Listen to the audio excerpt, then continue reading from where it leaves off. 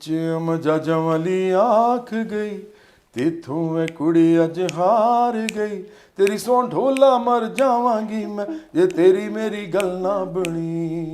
तो जवाद अहमद साहब मुझे ये बताइएगा कि बेगम को ईद की शॉपिंग करवाने साथ लेके गए थे। मेरा नुकसान ये है मशहूर होने का कि मैं अपनी फैमिली के साथ बाहर मूव करना मेरे लिए मुश्किल होता है, तो मैं तो नहीं जाता उस तरह, लेकिन वो ज़रूर जाती हैं और शॉपिंग भी करती हैं। मैं तो 1 करोड़ रुपया भी मुझे कोई देना तो मैं कॉन्सर्ट नहीं करता अब। अच्छा। तो अब मुझे पैसा कमाने का बिल्कुल इस तरफ से मैंने अपना वो उस पर बंद बांध दिया। वैसे ऑफर्स वगैरह अब भी आती होंगी? जैसे ये हिट हुआ ना हर जगह और नंबर 1 पे रहा तीनों दिन बसंत के, जी जी। तो उसके बाद मुझे जितने पहले ऑफर्स हो रही थी उससे 4-5 गुना ज्यादा होनी शुरू हो गई। मेरी अते निंदना ओ मार गई, मेरी अते निंदना ओ मार गई, हर पासे हासे खलार गई, मैनू कह गई है डोली च बाल के अज तो मैं तेरी हुई। जैसे गाना ज्यादा मुश्किल है या सियासत? सियासत। ओके, इमरान खान या मरियम नवाज? ईद का मौका है तो क्या इमरान खान को ईद मिलने जाएंगे? अस्सलाम वालेकुम, it's me Atika Shaikh and welcome to brand new episode. आज का ईद स्पेशल प्रोग्राम खास मेहमान के साथ आप सबको बहुत बहुत ईद मुबारक। सबसे पहले आज के जो हमारे खास मेहमान हैं जिनकी हम बात करने जा रहे हैं, पाकिस्तान की ऐसी शख्सियत, ऐसे गुलकार जिन्हें कौन नहीं जानता, हर एज ग्रुप का बंदा उनका फ़ैन है। उनके गाने, कोई भी ऐसा त्यौहार नहीं जहाँ उनके गाने गुनगुनाए नहीं जाते, उनके गाने पर डांस नहीं किया जाता, उनके गाने को एंजॉय नहीं किया जाता। जी, मैं बात कर रही हूँ जवाद अहमद की। लेकिन बात यहाँ तक नहीं है, सिर्फ उनके गाने नहीं, यहाँ तक कि सियासत में भी उन्होंने एक ऐसा किरदार निभाया, अपनी शख्सियत को ऐसा निखारा और आवाम के सामने लेकर आए। और सच बोलने की वजह से भी, अक्सर तल्ख लहजे की वजह से भी मीडिया में वो बहुत ज़्यादा बहस का एक मंज़र पेश होता है, उनको तनकीद का निशाना भी बनाया जाता है और अक्सर ये वायरल भी निकल जाते हैं, इस तरह से उनका कंटेंट बन जाता है। क्योंकि किसी भी प्रोग्राम में जब वो बोलते हैं उनकी सच्चाई बोलती है और सबसे बेहतरीन बात आम आवाम की साथ है, वो आम आवाम के साथ खड़े हैं। आज के दौर में हम बात कर रहे हैं जवाद अहमद की। अस्सलाम वालेकुम, कैसे हैं सर आप? वालेकुम अस्सलाम आतिका, बहुत शुक्रिया आपका, मैं बिल्कुल ठीक ठाक हूँ। जी सर, मुझे ये बताइएगा, ईद का मौका है, खुशियों का मौका है, तो सबसे पहले लोग तो आपको जानते हैं एक बेहतरीन सिंगर, पाकिस्तान में क्या मुल्क भर में आपकी जो सिंगिंग है वो सुनी जाती है, अब तक सुनी जाती है। लेकिन जवाद अहमद असल में ईद किस तरह से सेलिब्रेट करते हैं, घर पर पूरा दिन कैसे गुजारते हैं, फैमिली में, ख़ानदान में क्या आपकी रूटीन होती है? बस वही जो सारे पाकिस्तानियों की होती है मेरा ख्याल है, क्योंकि पाकिस्तान में लोग ईद की नमाज़ पढ़ते हैं, वापस आते हैं, फिर घर वालों के साथ बैठते हैं, नाश्ता वाश्ता करते हैं रोज़ों के बाद। आपको पता नाश्ता तो नहीं होता रोज़ों में, तो उसके बाद फिर दोस्तों यारों के साथ मिलते हैं, रिश्तेदारों के साथ मिलते हैं। अच्छा। तो ये मैं करता हूँ ज़्यादातर, और मेरा ख्याल है कि तीनों दिन मेरे जो हैं वो गुजरते हैं इसी तरह। और लोग मुझे कहते हैं कि आप सोते हैं ईद वाले दिन, मैं नहीं सोता। अच्छा, मोस्टली ऐसा होता है कि ईद का जो पहला दिन होता है सभी लोग सो के गुजार रहे होते हैं, तो आप, बहुत अच्छी बात है कि आप घर पे अपनी फैमिली के साथ ईद गुजारते हैं। मैं फैमिली के साथ भी गुजारता हूँ, और कुछ हमारे जो कि सियासी पार्टी है, बराबरी पार्टी, तो उसके लोग भी आ जाते हैं, उनके साथ भी थोड़ा टाइम गुजर जाता है। लेकिन ईद वाले दिन मेरा दिल करता है कि मैं अपने कुछ रिश्तेदारों के घर भी जाऊँ। जैसे मेरे दोनों भाई तो यहाँ नहीं हैं, कनाडा में और इंग्लैंड में है दोनों, लेकिन मेरी बहन यहाँ रहती हैं, तो उनके पास भी मैं जाऊँ, फिर इन लॉज की तरफ भी जाऊँ, तो चक्कर लगता है। फिर मेरी ससुराल डे मनाते हैं जवाद अहमद भी। 2 फुफ्फो हैं मेरी यहाँ पे रहती हैं, उनके साथ भी मुलाकात करते हैं। अच्छा, फैमिली में आप, जैसे आपने बोला कि आप जाते हैं ईद की, जिस तरह से आपने माशाल्लाह से बहुत प्यारा ड्रेस पहना हुआ है, तो ब्रांड कॉन्शियस हैं, आपने किसका ड्रेस पहने हुए हैं? शलवार कमीज़ जो आपने पहनी हुई है, डिफरेंट सा कलर है माशाल्लाह से। ये जो शलवार कमीज़ है, मेरा ख्याल है कि एक बड़ी अच्छी कंपनी है, यूनिवर्थ। अच्छा अच्छा। और ये बड़ा पुराना किसी ने खरीद के मुझे तोहफा दिया था, इस दफ़ा मैंने कहा कि इसको निकाल लेते हैं, ये पड़ा हुआ था काफी अच्छे। अच्छा, कोई स्पेशल नहीं बनाया, ये पुराना पड़ा हुआ आपने जोड़ा पहना है? जी बिल्कुल, लेकिन चूंकि पहले पहना नहीं था ना, अच्छा, नया लग रहा है आपको। अच्छा, ये वैसे बहुत हैरानगी की बात है कि जवाद अहमद साहब अपनी कबर्ड में से पुराना जोड़ा उन्होंने पहना है जो कि लग नहीं रहा है, माशाल्लाह से नया लग रहा है। तो जवाद अहमद साहब मुझे ये बताइएगा कि बेगम को ईद की शॉपिंग करवाने साथ लेके गए थे? नहीं, मैं नहीं जाता। अच्छा। जा ही नहीं सकता। देखो ये तो हमारे इस मुल्क के अंदर देखो, हमेशा जब आप कोई काम करते हैं ना तो उसका कोई फ़ायदा भी होता है, नुकसान भी होता है। वो जैसे कहते हैं ना कि अगर आप बारिश जब होती है तो जहाँ पे वो सैलाब करती है कुछ इलाकों को, कुछ जगह सैलाब भी आ जाता है। तो हर चीज़ का ना कहते हैं डायलेक्टिकली फ़ायदा नुकसान कहीं ना कहीं है। तो मेरा नुकसान ये है मशहूर होने का कि मैं अपनी फैमिली के साथ बाहर मूव करना मेरे लिए मुश्किल होता है। तो मैं तो नहीं जाता उस तरह, लेकिन वो ज़रूर जाती हैं और शॉपिंग भी करती हैं। अच्छा, शॉपिंग भी करती हैं। तो आपने अपनी बेगम को आजकल बहुत ट्रेंड चल रहा है, मुझे लगता है हर ईद पे हर किसी ने कश्मीरी चूड़ियाँ पहनी हैं, तो आपने अपनी बेगम को दिलाई है कि नहीं दिलाई है? अच्छा, मुझे वैसे इसका नहीं नहीं idea। पता, लेकिन मैं उनसे पूछूंगा कि अगर वो वाकई कोई अच्छी चीज़ है तो वो ज़रूर लें। अच्छा, चलिए मुझे ये बताइएगा कि माशाल्लाह से जैसे आप अपने घर पर सारी ईद सेलिब्रेट करते हैं, आपने कहा कि मैं अपने रिलेटिव में जाता हूँ, तो कभी ऐसा हुआ है कि ईदी आप पहले तो होता था कि ईदी मिलती थी, अब होता है कि जब इंसान बड़ा हो जाता है तो ईदी देनी पड़ती है, तो आपको कोई ऐसा इंसान जो अब ईदी देता हो कि भाई मैंने जवाद अहमद को ईदी देनी है? अब तो कोई नहीं देता ईदी, लेकिन मैंने मतलब 2 साल पहले ये मौका मेरा हमेशा के लिए गवाया गया क्योंकि मेरे वालिद साहब की डेथ हो गई। वो मदर की तो 2008 में हो गई थी, 2023 में उनकी भी होगी वालिद साहब की। तो अब तो कोई ईदी देने वाला उस तरह नहीं है। अच्छा। लेकिन ये है कि कई दफ़ा दोस्त यार जो है वो ऐसी मजाक में एक दूसरे को ईदी दे देते हैं। अच्छा। लेकिन वो भी बड़े अरसे से नहीं हुआ, वो भी शुगल ही होता है। तो लेकिन मेरे से ईदी बहुत सारे लोग लेते हैं डेफिनेटली। ओके ओके, तो आपको क्या लगता है कि ईदी देनी चाहिए? हाँ हाँ, बिल्कुल देनी चाहिए ईदी, क्योंकि ईदी जो है ना ये एक बड़ा अच्छा कल्चर है, ये हमारा रिवाज है। तो इसको ना देना जो है मुझे उसकी कोई वजह नज़र नहीं आती, ज़रूर देनी चाहिए। एग्जैक्टली। सर जवाद मुझे ये बताइएगा कि मोस्टली हर किसी के घर पर कोई ना कोई ऐसी चीज़ बनती है, त्यौहार पर कोई ना कोई ऐसी रवायत होती है कि ये मसलसल बनती आ रही है। तो आपके घर में ऐसा मीठा क्या बनता है जो आपके घर की एक स्पेशल डिश है? जैसे सैयाँ होगी, शीर खुरमा हो गया, बहुत सारी ऐसी चीज़ें हैं। तो आपके घर में ऐसी कौन सी स्पेशल चीज़ है जो सुबह उठकर बनती है? शीर खुरमा तो 100% बनता है, Okay। कश्मीरी होने की वजह से, मेरी मदर के, अच्छा, ननिहाल अच्छा। के। और हमारे यहाँ पे एक आलू चना चाट जो होती है अच्छा। वो ज़रूर बनती है Okay। ईद वाले दिन। और फिर वो जो मेरा ख्याल है दही भल्ले फ्रूट चाट भी होती है। ओके। हमारे घर में ना इवन रोज़ों में भी हम लोग ना, मैं स्पेशली, मैंने जब रोज़ा खोलना होता है तो मैं खाना ही खाता हूँ। अच्छा मैं ना ये समोसे और कचौरियाँ वगैरह नहीं खाता। अच्छा। अच्छा। हाँ, मुझे लगता है कि वो फजूल में आप अपनी बॉडी के अंदर ऐसी चीज़ें जमा कर रहे हैं जो बाद में निकलनी भी नहीं है, फैट बन जाएगी या एग्जैक्टली। कोई कहते हैं ना कोई टॉक्सिन्स बन जाएंगे, तो फ़ायदा नहीं है। और तो हेल्दी फूड ज़्यादा बेहतर है खाना। ज़्यादा प्रेफर करते हैं। और आपको देख के लग भी रहा है माशाल्लाह से आप इतने फिट हैं, तो क्या डेली रूटीन क्या है आपकी? क्या करते हैं? वॉक करते हैं या एक स्पेसिफिक चीज़ें हैं जो आप खाते हैं? अपने डाइट कॉन्शियस लगते हैं मुझे आप। नहीं, मैं तो बहुत ज़्यादा खाता हूँ।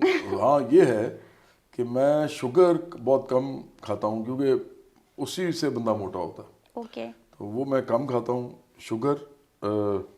फिर रोटी चावल बहुत ज़्यादा नहीं खाता। ओके। लेकिन मैं खाता बहुत ज़्यादा हूँ। मिसाल के तौर पे अगर मैं अंडे खा लेता हूँ काफ़ी सारे, दिन में 3-4 अंडे खा जाता हूँ। और उसके अलावा मैं दही बहुत खाता हूँ। फिर जैसे गोश्त है, गोश्त में खाता हूँ। अच्छा। फिर नट्स में खा लेता हूँ। ओके। सब्ज़ी भी मुझे पकी हो तो बड़ा मज़े से खाता हूँ। तो मुझे लगता है अगर कोई इंसान रोटी चावल कम खाए और शुगर अपनी बिल्कुल कम रखे, बल्कि चाय में तो चीनी डाले ही ना, तो वो मोटा नहीं हो सकता, मुश्किल बिल्कुल है। बिल्कुल। चलिए आप गाने वाली साइड पर आते हैं। मैं अक्सर आपके गाने मेरे घर में गुनगुनाए जाते हैं, मैंने यहाँ तक कि कोई शादी हो, मेरे नहीं, मुझे लगता है कि पूरे पाकिस्तान से बाहर भी सुने जाते हैं। इवन शादी हो, कोई खुशी का मौका हो या कोई ऐसा त्यौहार हो, वहाँ पर अभी तक आपके गाने सुने जाते हैं। तो मेरी पर्सनली विश है, मुझे ऐसा लगता है कि जैसे आतिफ असलम जैसे और भी सिंगर्स हैं जिनके कॉन्सर्ट होते हैं, तो पब्लिक जोन सी है, जो जेंजी हैं, जो यंगस्टर हैं, वो इंजॉय करते हैं, वो जाते हैं। तो आपको कब हम वहाँ देखेंगे या हम आपके गाने लाइव कब सुनेंगे, कब इंजॉय करेंगे ये चीज़? मुझे तो लगता है कि कॉन्सर्ट पता नहीं अब मैं कब करूँगा, क्योंकि मैंने वॉलंटरीली या इंटेंशनली छोड़ दिया हुआ है कॉन्सर्ट करना। तो आपको नहीं लगता कि ये अनफेयर है? होगा अनफेयर। प्रॉब्लम ये है कि मैंने पहले भी बताया था एक इंटरव्यू में कि जब मैं सियासी बात करके, संजीदा बात करके, उसके बाद लोगों को मैं जब स्टेज पे खड़ा नज़र आता हूँ ना, किसी ख़ास तौर पे किसी ऐसे स्टेज पे जो छोटा भी हो, लोग भी कम बैठे हों, और मैं वहाँ गाने गाता हूँ, तो मेरा जो परसेप्शन है ना वो डिवाइड हो जाता है। Okay. वो एक पॉलिटिशियन, सीरियस पॉलिटिशियन का नहीं रहता। मैंने पार्टी बिल्ड करनी है काफ़ी बड़ी, और ये मेरा जो है एम है। तो मुझे लगता है कि कहीं ना कहीं उससे रुकावट महसूस होती है, तो कुर्बानी दे रहा हूँ मैं एक तरह से। मैं तो 1 करोड़ रुपया भी मुझे कोई दे ना, तो मैं कॉन्सर्ट नहीं करता अब। अच्छा। तो अब मुझे पैसा कमाने का बिल्कुल इस तरफ से मैंने अपना वो उस पर बंद बांध दिया है। वैसे ऑफर्स वगैरह अब भी आती होंगी? बहुत ज़्यादा। अभी जब ये आप सोचें ना कि इसी तरह आप देख लेंगे, पहले भी आती रहती हैं हर वक्त, लेकिन अभी जैसे बसंत पे मेरा गाना नंबर 1 पे ट्रेंडिंग करता रहा बिल्कुल है। बिल्कुल। अच्छा एक कमबैक था। और हमारी जो लड़कियां इवन यहाँ तक कि हर एज ग्रुप ने वो गाना एंजॉय किया आपका। तो मैं चाहूंगी कि आप दोबारा से गुनगुना के दिखाएं ज़रा, थोड़ा सा हम भी ईद के मौके पर लोगों को थोड़ा सा हल्ला गुल्ला करके दिखा दें, या लोग भी हमारे खुश हो जाएं। मैं बिल्कुल सुना देता हूँ, लेकिन मैं बता आपको ये रहा था कि अभी जैसे ये हिट हुआ ना हर जगह, और नंबर 1 पे रहा तीनों दिन बसंत के, जी जी। तो उसके बाद मुझे जितने पहले ऑफर्स हो रही थी उससे 4-5 गुना ज़्यादा होनी शुरू हो गई। ओके। लेकिन मैंने नहीं किया, ये कुर्बानी देनी पड़ती है, मैंने आपसे कहा ना, मैं नहीं कॉन्सर्ट करता अब। लेकिन बहरहाल मैं आपके लिए गुनगुना देता हूँ ये। उच्चियम जाजा वाली आँख गई, तेथों मैं कुड़ी अज हार गई, तेरी सौ ढोला मर जावांगी मैं, ये तेरी मेरी गल ना बनी, ये तेरी मेरी गल ना बनी।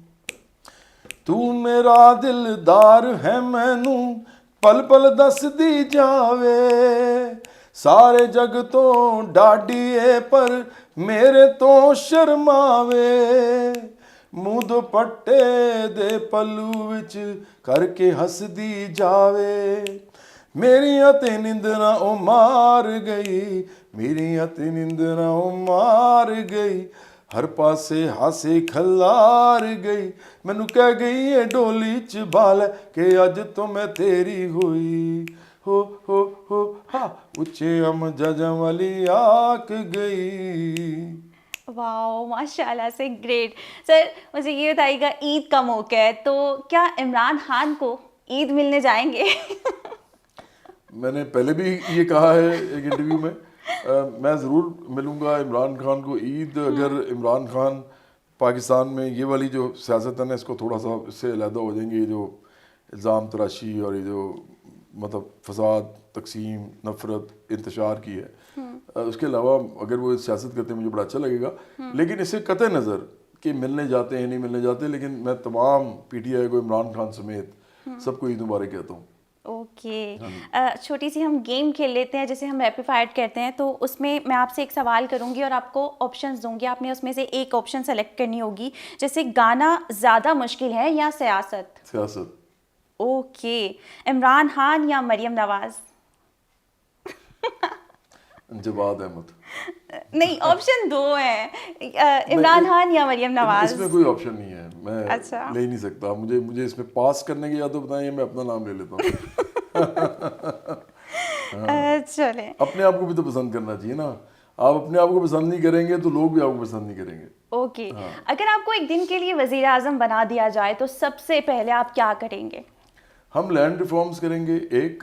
ओके। हम दूसरा काम करेंगे कि IPPs को नेशनलाइज करेंगे, जो पावर प्लांट्स हैं जो बिजली बनाते हैं। और तीसरा हम यहाँ पे इमरजेंसी में इंडस्ट्रियलाइजेशन करेंगे, मतलब इंडस्ट्रियलाइजेशन की इमरजेंसी लगाएंगे। अगर इलेक्शन करना हो तो नारा कौन सा होगा? नारा हमारा तो बड़े अरसे से एक ही है, हम कहते हैं कि तरक्की पसंद, रोशन ख्याल और खुशहाल पाकिस्तान। ओके। और अगर आपके गाने का पूछा जाए, सियासत को सेलेक्ट करेंगे या कोई सिंगर जिसको आप कोई गाना गाना चाहेंगे? नहीं, मैं तो सियासत को करूँगा, क्योंकि मैं हमेशा से सियासतदान पहले हूँ, सिंगर बाद में हूँ। सही है। अगर आपको किसी को वोट देने का मौका मिले तो किसको देंगे? मैं तो बराबरी पार्टी को वोट दूंगा। आपने अपनी पार्टी का नाम लिया, तो अक्सर आपकी जो है पार्टी का कोई ऑफिस या कोई इस तरह का हम लोग नहीं देखते हैं, कोई कैंपेन नहीं देखते हैं।